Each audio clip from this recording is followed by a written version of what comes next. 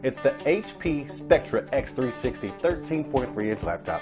The very instant that you pick this up, it feels like a premium device. The i7 Intel Core processor in mine, which is clocked at 2.7 gigahertz, is perfect for media consumption, but also serves well for photo and video editing too. My configuration has 8 gigabytes of low-power DDR3 1600 SD RAM. The effective placement of the output grills makes it great just for general music listening and also media consumption in tent mode, for example. But here's a quick sound test for you.